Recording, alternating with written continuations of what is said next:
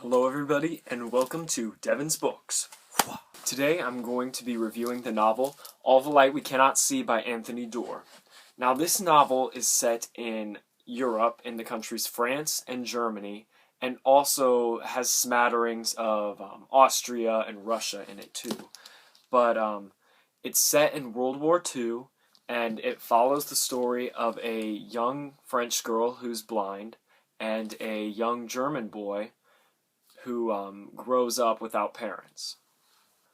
Marie-Laure is a protagonist of this story. She's the blind French girl, and she lives with her father in Paris, France, where her father works as the key keeper for a museum there. He basically gives keys out to those who need it periodically throughout the day.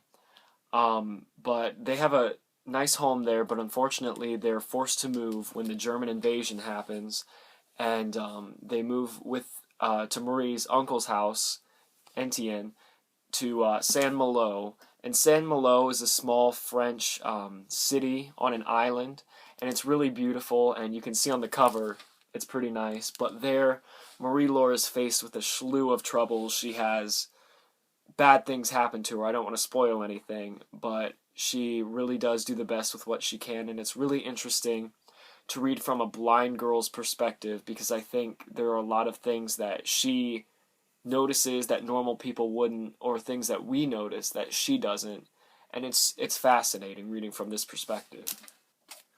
Sorry about the angle change, my camera just died. Okay, as I was saying, the second protagonist of the story is Werner. Werner is a German boy who lives in an orphanage with Frau Elena, his guardian, and he also lives with his sister Jutta. Very early in this story, Jutta and Werner are separated, and that's one of the main things throughout this book is their relationship and how it develops. Honestly, I don't think I'm spoiling too much in saying that it doesn't, in my opinion, their relationship doesn't really develop very much. I think that it stays pretty static throughout the whole story, and that's something I was a little disappointed in. But I still think that Werner was an amazing character. He had tons of bravery. He stood up for things that needed to be stood up for, but he's also human in the sense that he did make mistakes in this book. There are plenty of mistakes, and that's something I really liked about Anthony Doerr's writing. Nothing is idealistic. Everything is raw and very real seeming. It didn't seem like a lot of times in novels today everything goes right, all the characters make the right decisions and everything good happens. But in this story I felt like a lot of bad decisions were made, but a lot of people took it up upon themselves to correct these things, and that's why I really like this book. The last thing I would like to do is recommend this book to people. This is not a young adult book, so I would not necessarily suggest it for the youngest of readers. People might find it dry if they're younger, so I would actually suggest this for ages 18 and up.